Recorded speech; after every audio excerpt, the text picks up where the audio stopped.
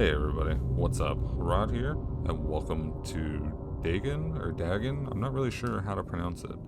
Was searching up some HP Lovecraft games, and this one popped up on, it popped up on Steam.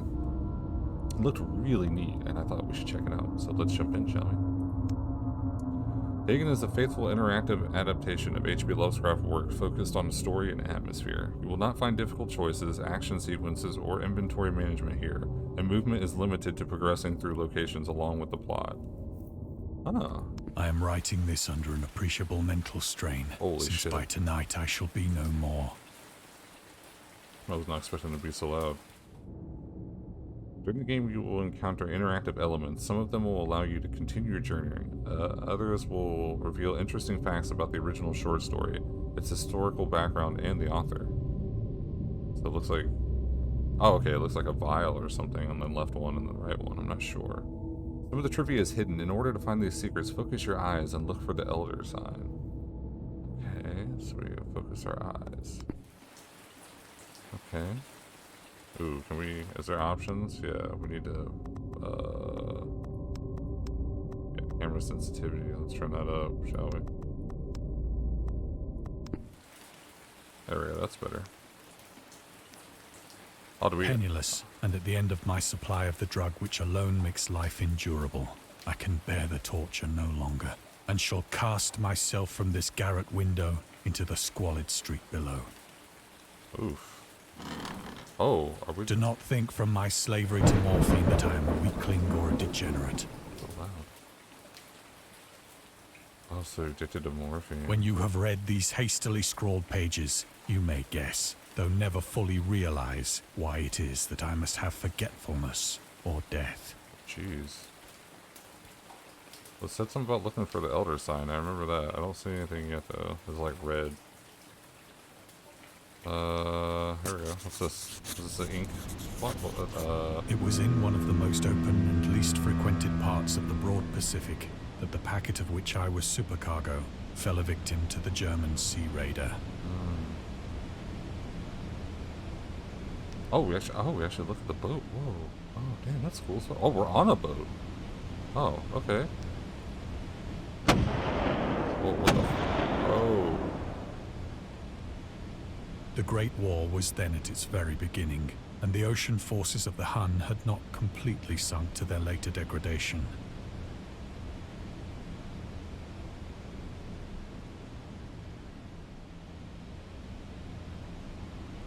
Sorry, I felt something on my leg. I wasn't sure what the hell it was. I was like, what the fuck is that? Whoa. The ocean layer. Wait, oh, we shot down the other boat? Oh, shit. So that our vessel was made a legitimate prize, whilst we of her crew were treated with all the fairness and consideration due us as naval prisoners. Oh, they shot ours down. Oh, I see. Whoa. Oh, okay, we have to read this. The Huns were Central Asian nomads who established a dominion in Europe and invaded the Roman Empire in the 5th century AD. They were known as brutal, deadly warriors and masters of quick raids who also developed powerful composite bows. Lassos? That's weird. I've never seen it spelled out. That's kind of, I know the word, but I've never seen it spelled. It's strange. And early siege weapons. During World War I, the British used the word Hun as a synonym for Germans in order to emphasize their brutality. However, the term originated when the German Emperor Wilhelm II gave a speech to his troops on the 27th of July 1900 before they embarked to China. Should you encounter the enemy, he will be defeated. No quarter will be given. Prisoners will not be taken. Whoever falls into your hands is forfeited. Just as 1,000 years ago, the Huns under their king Attila made a name for themselves, one that even today makes them seem mighty in history and legend. May the name German be affirmed by you in such a way that no Chinese will ever again dare to look cross-eyed at a German. The refusal to take prisoners was a clear breach of the laws and custom of war adopted during the first Hagu mention of 1899. You can read the discovered trivia immediately or go back to them later in the main menu. Turn off displaying trivia if you find the feature distracts you from the story. This can be changed anytime during the options. Oh, okay, cool. And then there's this satellite? What is that? So liberal, indeed, was the discipline of our captors, that 5 days after we were taken, I managed to escape alone in a small boat with water and provisions for a good length of time. Oh shit, so we were able to just get the fuck out of here. So we were captured. Oh, what's this? Oh, we're just grabbing our stuff and going. When I finally found myself adrift and free, I had but little idea of my surroundings. Yeah, dude, you're in the middle of the ocean. Oh, God. You have no sense of direction. Well, except for the sun and whatnot. Well, I mean, technically that's the moon. But... Never a competent navigator, I could only guess vaguely by the sun and stars that I was somewhat south of the equator. Is there actual star constellations? It looks like the Big Dipper over there to the right. Oh, that's Orion on the right. Oh no, that looks like Orion's belt above us. Of the longitude, I knew nothing, and no island or coastline was in sight. Why don't you look at the moon? The weather kept fair, and for uncounted days I drifted aimlessly beneath the scorching sun, waiting either for some passing ship or to be cast on the shores of some habitable land. Why is the scorching sun it's like italicized? Do I need to remember this?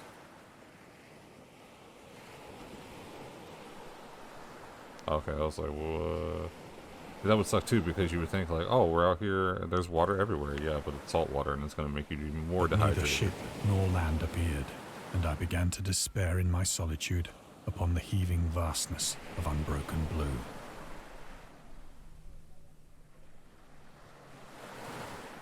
The change happened whilst I slept. Its details I shall never know. Wait, what? For my slumber, though troubled and dream-infested, was continuous. Ooh, what the hell? Ooh, When at last I awoke, it was to discover myself half sucked into a slimy expanse of hellish black mire, which extended about me in monotonous undulations as far as I could see. Oh, what the fuck? And in which my boat lay grounded some distance away. Yeah. Though one might well imagine that my first sensation would be of wonder at so prodigious and unexpected a transformation of scenery, I was in reality more horrified than astonished. Yeah, I would be fucking creeped out, dude. For there was in the air, and in the rotting soil, a sinister quality which chilled me to the very core. The region was putrid with the carcasses of decaying fish, and of other, less describable things which I saw protruding from the nasty mud of the unending plain. Perhaps I should not hope to convey in mere words the unutterable hideousness that can dwell in absolute silence and barren immensity. There was nothing within hearing, and nothing in sight, save a vast reach of black slime. Yet the very completeness of the stillness and the homogeneity of the landscape oppressed me with a nauseating fear. The sun was blazing down from a sky which seemed to me almost black in its cloudless cruelty, as though reflecting the inky marsh beneath my feet. Oh yeah, the sun's over there, okay. Are we like up? Okay, I was like, are we going higher? I think we're still in the same spot. Oh, what the hell is this thing? Ah, the origins of Dagon. I'm only saying that because I think dragon without the R. Dagon seems to be inspired by Fishhead, a short novel by Irvin S. Cobb about an unnatural affinities between a hybrid idiot and the strange fish of the isolated lake, supernatural horror and literature, H.P. Lovecraft. And Lovecraft's dream about a strange island emerging from the ocean and him crawling in the ooze that covered to its surface. I dreamed that the whole hideous crawl and yet feel the ooze sucking me down. In defense of Dagon, H.P. Lovecraft. Lovecraft's interest in the topic stemmed from his aversion to fish and its sea smells. In his own words, I have hated fish and feared the sea and everything connected with it since I was 2 years old, but I cannot recall what earlier experience gave me such a profound and lasting aversion to the sea and seafood. The Dweller in the Darkness, Lovecraft, 1927. So these are like little things that are going. I like that. That's like little information, little back information. Over to the boat. Yeah, gross. As I crawled into the stranded boat, I realized that only one theory could explain my position. What would that be?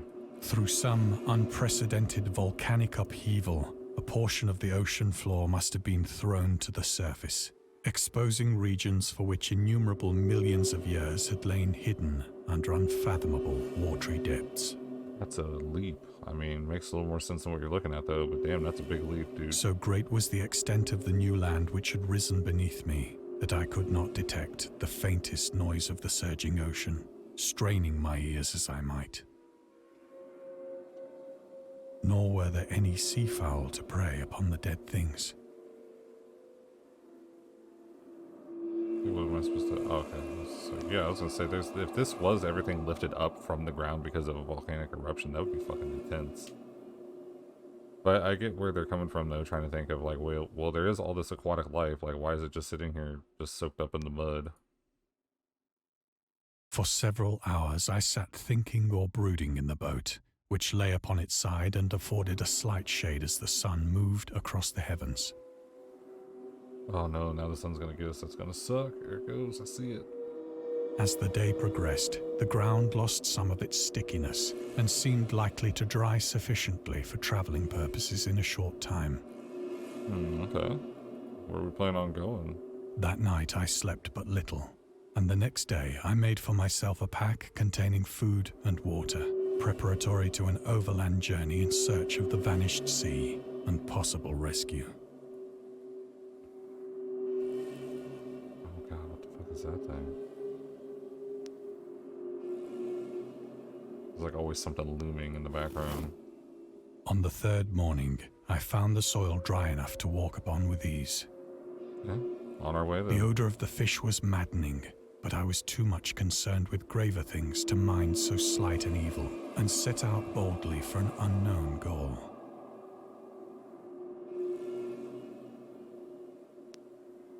I mean, you gotta go somewhere, dude. You can't just stay here. All day I forged steadily westward, guided by a faraway hummock which rose higher than any other elevation on the rolling desert. What the hell is this thing? Oh, I want to know what that thing is. It looks gross. There's all kinds of nastiness out here, man. Is that bones? I don't know. It looked like it had a mouth. Oh shit, there's a whale. Fuck. Oh, we're gonna walk through that. We need to be careful, dude. I feel like one of those pincers might attack us. That night, I encamped, and on the following day still traveled toward the hummock, though that object seemed scarcely nearer than when I had first espied it.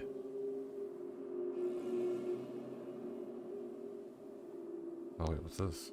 The Horrors of the Ocean. The creator of the Cthulhu mythos and the fictional underwater city of... I'm gonna mess this up. Relia was convinced that the life could not exist at the bottom of the ocean because the water pressure would make it uninhabitable.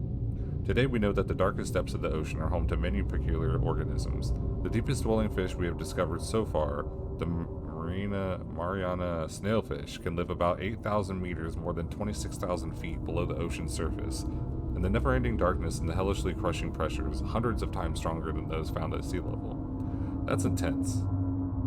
I couldn't imagine, like, that would destroy us. I can only guess. Upon glancing at the modern photos of the deep-sea creatures, such as the anglerfish and the fangtooth or the viperfish, and their truly Lovecraftian characteristics, it's not hard to find some irony in this. Some creepiness going on. I mean, it's in darkness, too. I feel like once you get so far down, there's no way light's gonna reach down there. That's why they're probably like confused as hell when we send our equipment down there. Like, what the fuck? By the fourth evening, I attained the base of the mound, which turned out to be much higher than it had appeared from a distance. Yeah, it looked like a small little mound, but now it's a giant-ass mountain, though. An intervening valley setting it out in sharper relief from the general surface. Too weary to ascend, I slept in the shadow of the hill. I know not why my dreams were so wild that night, but ere the waning and fantastically gibbous moon had risen far above the eastern plain, I was awake in a cold perspiration, determined to sleep no more. Such visions as I had experienced were too much for me to endure again. Right. And in the glow of the moon I saw how unwise I had been to travel by day. Without the glare of the parching sun, my journey would have cost me less energy. But how much? Well, I guess this light up pretty well. Indeed, I now felt quite able to perform the ascent which had deterred me at sunset. Picking up my pack, I started for the crest of the eminence. Alright, let's go. I have said that the unbroken monotony of the rolling plain was a source of vague horror to me. But I think my horror was greater when I gained the summit of the mound and looked down the other side into an immeasurable pit or canyon, whose black recesses the moon had not yet soared high enough to illumine. I felt myself on the edge of the world, peering over the rim into a fathomless chaos of eternal night. Oh, fuck. Yeah, this is like literally there's nothing there. Through my terror ran curious reminiscences of Paradise Lost and of Satan's hideous climb through the unfashioned realms of darkness. As the moon climbed higher in the sky, I began to see that the slopes of the valley were not quite so perpendicular as I had imagined. Yeah, so it's like we climbed to the top of this and then this is what's waiting for us? How did we not see it from the other Ledges and side? outcroppings of rock afforded fairly easy footholds for a descent, Yeah, but how are you gonna get out though? whilst after a drop of only a few hundred feet, the declivity became very gradual. That's so gross. Ugh.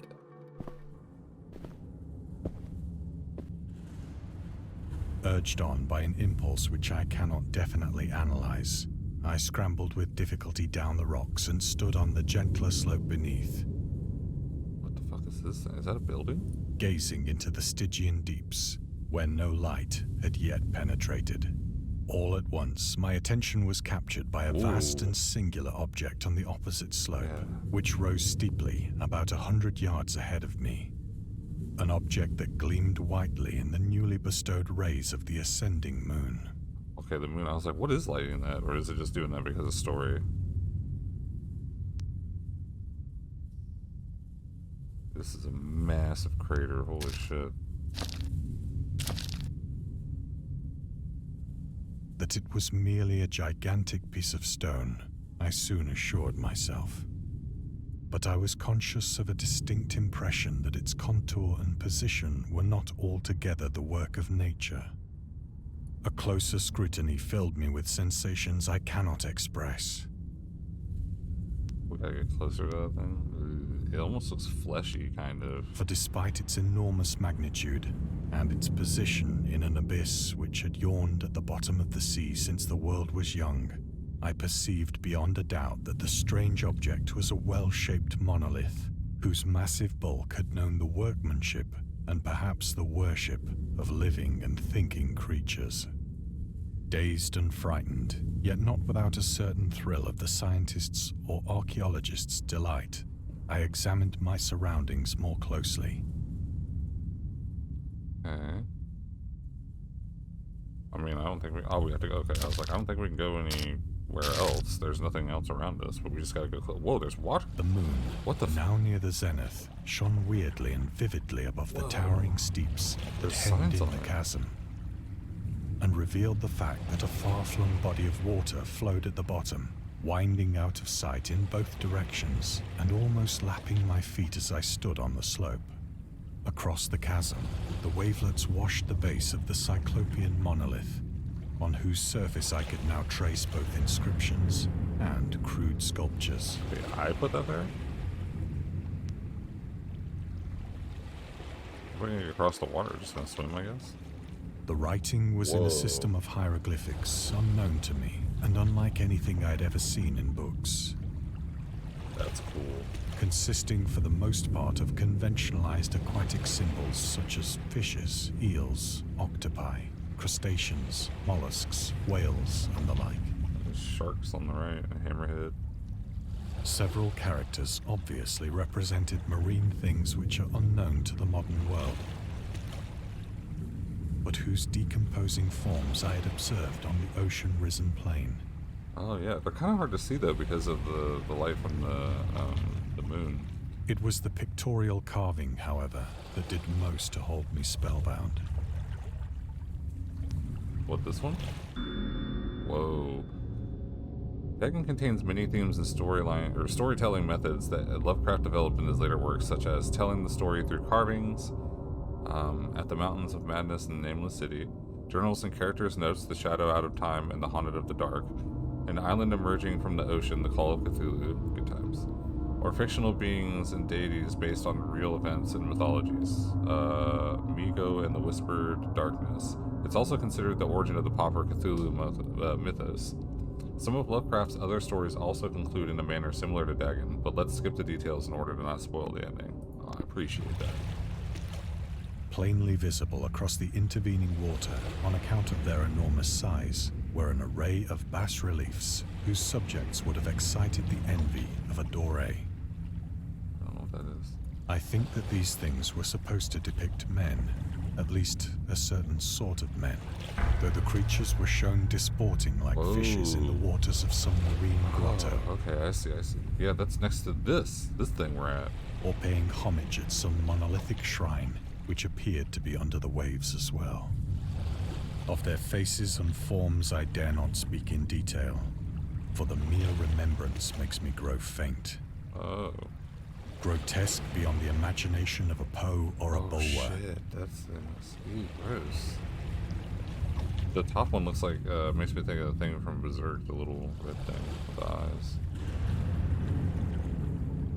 Oh, good lord. They were damnably human in general outline, despite webbed hands and feet, shockingly wide and flabby lips, glassy, bulging eyes, and other features less pleasant to recall.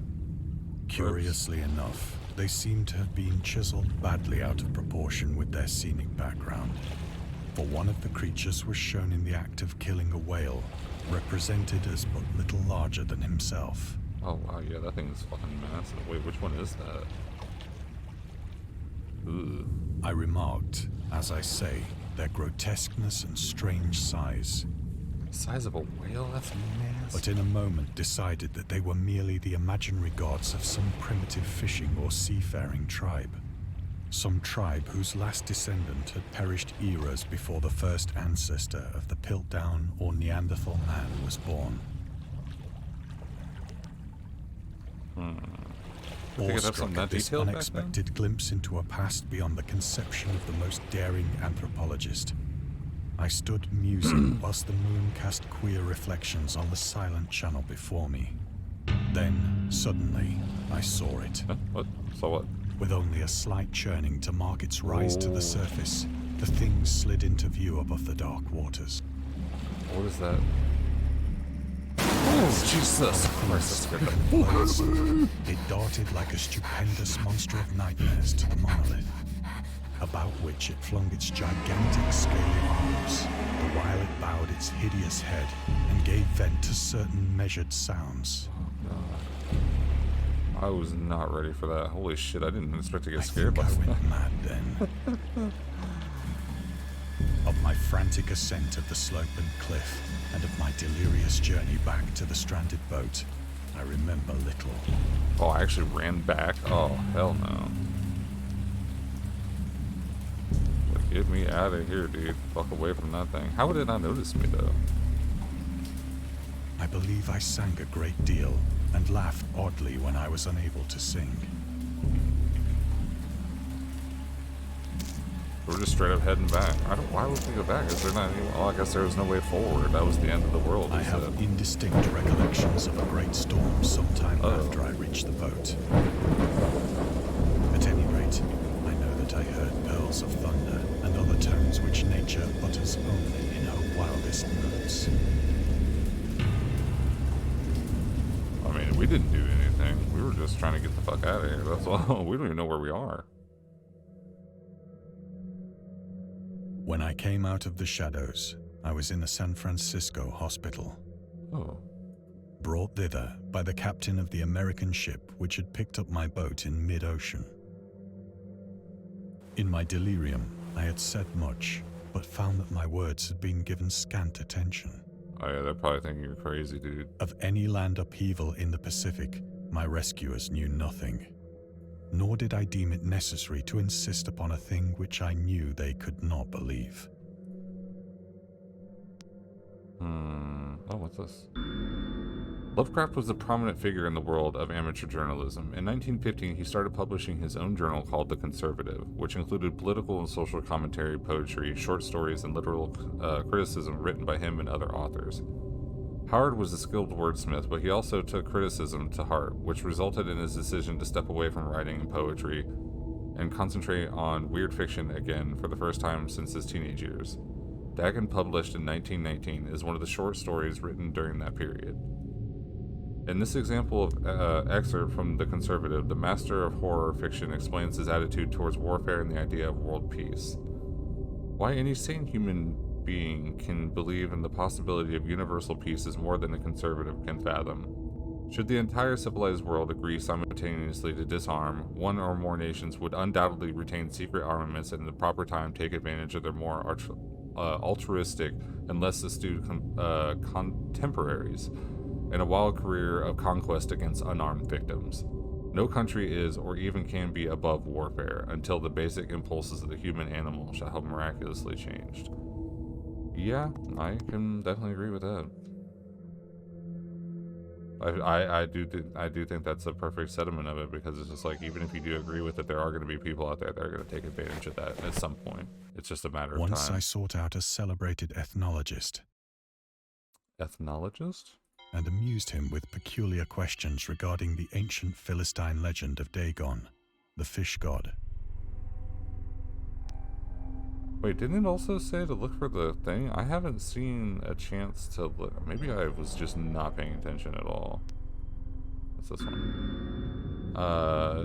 Dagon, was the main deity of the Philistines, worshipped throughout the Middle East as the ancient god of fertility and crops. In Hebrew, the word Dagon is common noun for grain. Oh, okay. The rulers of Akkad, Mesopotamia, that word fucks me up every time, choose him as the patron saint of their war conquest. He also appears as the judge of the dead in a Syrian poem and the underworld prison warder in one of the Babylonian texts. He is often mistakenly taken for a fish god due to the wrong interpretation of his name, as in Hebrew the word dag means fish. In H.P. Lovecraft's words, Dagon, whatever, is underwater deity ruling over the deep ones, a humanoid race with fish traits that resides in the oceans. He is worshipped by a secret cult called the Esoteric Order of Dagon. That sounds really familiar.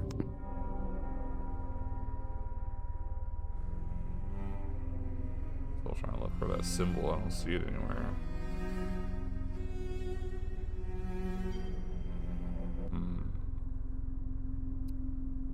What should I... Is there anything else I can look at? No. Well, I guess we're getting up and go over to the bookshelf? But soon perceiving that he was Oh, I see hopelessly Necronomicon. conventional, I did not press my inquiries. Oh, we're going for the Necronomicon. August Derleth was an American writer and anthologist. He also befriended Lovecraft and published many of his works through his company, Arkham House. Although he greatly contributed to the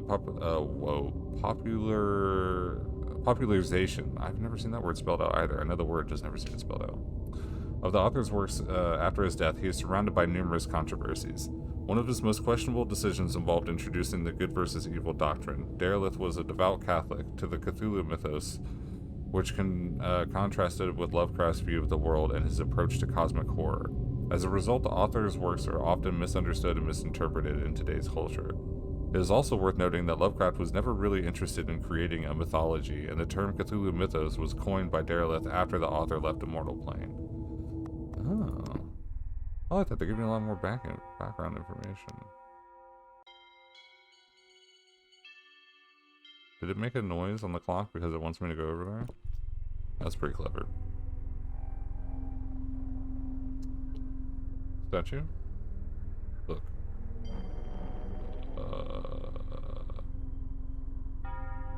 why did I come over here? There's nothing to even interact with. Oh wait, what about the symbol? Is there a symbol anywhere? Right there. Aha! That was hard to see. These days, the word scientist is a widely accepted term, but at the time Dagon was published, it was subject to a wide debate. After the author used it in his story, critics pointed out that the man of science was a more appropriate term to employ. He admitted that in defense of Dagon, that if Dagon were to be reprinted, he would indeed use this phrase they suggested.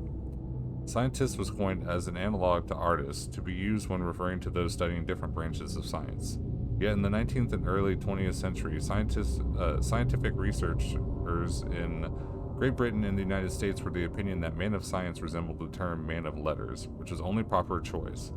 Among other things, it was gender specific, indicating that science was an endeavor to be pursued only by one sex. The term scientist became more accepted only after World War II, and man of science started fading in the obscurity of an old-fashioned synonym. I didn't even know that was a thing. I always heard man of science, but I didn't know that was actual term for it. So at least they made it where it's more gender neutral with scientist, though. It is at night, especially when the moon is gibbous and waning, that I see the thing. Yes. But the drug has given only transient surcease, and has drawn me into its clutches as a hopeless slave. So now I am to end it all, having written a full account for the information or the contemptuous amusement of my fellow men. Oh no. Damn, that thing drove us so mad that we're gonna take our life by using morphine? Fuck. Lovecraft on tobacco and alcohol. Lovecraft hated tobacco, even though he used to smoke when he was 12, in order to look and feel like an adult. In his correspondence with a friend, Reinhard Kleiner, he claims that he quit as soon as he started wearing long pants. Okay. That's just such a random statement. He also had a very strong opinion about alcohol, as evidenced by his letter to Zelia Brown, dated 13th February 1928. As for the matter of drinking, I have never tasted intoxicating liquor, and never intend to. Having a strong aesthetic disgust at anything which blunts or coercions the delicate natural equipoise of the evolved human intellect and imagination. Drinking excited my personal repugnance, hence I don't drink. Let the herd do what they will. I'm rather in favor of prohibition, the prohibition of any antisocial force as well as any other. Source: The Spirit of Revision, Lovecraft's letter to Zelia Brown, and all that stuff. Okay. Interesting. Oh wait, do I need to look for the clues? I feel like I missed the opportunity to do that. I feel like I messed up somewhere. Often, I ask myself if it could not all have been a pure phantasm. A mere freak of fever as I lay sun-stricken and raving in the open boat after my escape from the German man of war. So everything was just in your head? This I ask myself, but ever does there come before me a hideously vivid vision in reply. I cannot think of the deep sea without shuddering at the nameless things that may at this very moment be crawling and floundering on its slimy bed, worshipping their ancient stone idols and carving their own detestable likenesses on submarine obelisks of water-soaked granite. I dream of a day when they may rise above the billows to drag down into their reeking talons the remnants of puny, war-exhausted mankind. Of a day when the land shall sink and the dark ocean shall ascend amidst universal pandemonium. Oh geez, that shit's coming for us. Straight for NYC. All the fishies are taking over. Oh. The end is near. I hear a noise at the door, as of some immense slippery body lumbering against it. It does sound slippery. But I don't want to look at it, it scares me. Is there anything else I can look at? No. What's behind the door? It shall not find me. You're gonna stop it with a little dresser. It just opened the door, bro. What are we doing? God, that hand! Oh, what hand? The window! The window! Gotta turn around. Gotta turn around. Get the fuck out of here. Oh, fuck. Damn. Thank you for playing. We hope you enjoyed immersing yourself in our little pool of cosmic horror. We'd appreciate it if you took a moment to rate Dagon and check out our other games and DLCs. Dude, holy shit. Wow. This dude was captured by a German boat, man of war, and then managed to escape, but he thinks that this could have all been in his mind, possibly because he was going probably crazy from being out on the ocean by himself for so long. Man, that's a lot to make up in your head, though. Oh god, I don't know. That would be so rough to fucking just sit there for days. I don't know exactly how long he was out there before he was rescued, but that would just suck to like experience something like that. You go back to the hospital, you wake up, and then nobody there believes you, so you can't even tell them anything. And then you just have to be stuck there with the thoughts all the time. And it looked like he was using the morphine, but it's like, did that make it worse? Did the morphine made it so then he like envisioned that thing? Because in the beginning he was already talking about jumping out the window. Damn, that's pretty crazy. There is the Eldritch Bots DLC and the Little Glass Bottle DLC actually comes out. I want to say it's the 17th of August. I think it's the, I don't know what day it is right now. What day is it? Hold on. 14th. Yeah, so I might actually go ahead and check those out as well. I know it's a little different, you know, I'm not usually one for just only story stuff, but it's actually kind of nice to do a little change of pace, not sit there and have to like worry about inventory and like being chased by monsters and stuff. I'm surprised I even got jump scared by the damn thing jumping in the fucking water. That caught me off guard. But yeah, I really like that. That was a nice change of pace. I'm very, very curious to see what the other DLCs are going to be like. Yeah, let me know what you guys think. I'm curious if you guys have checked this out yourselves, or if there might be other games out there like this that you might have that you would like to suggest to me. Please let me know. But thank you guys so much for watching. I hope you enjoyed. If you did, be sure to leave a like, leave a comment, let me know what you guys are thinking so far. And if you'd like to check out any of the other games I played, you can check the links in the description or go to the playlist page. There's plenty there. And if you haven't subscribed yet, please do. I'd be happy to have you here. If you want to check me out on any of the other social media platforms I post on, those are down in the description as well. And thank you guys very much for the support. Have an awesome day. I'll see you guys in the next one.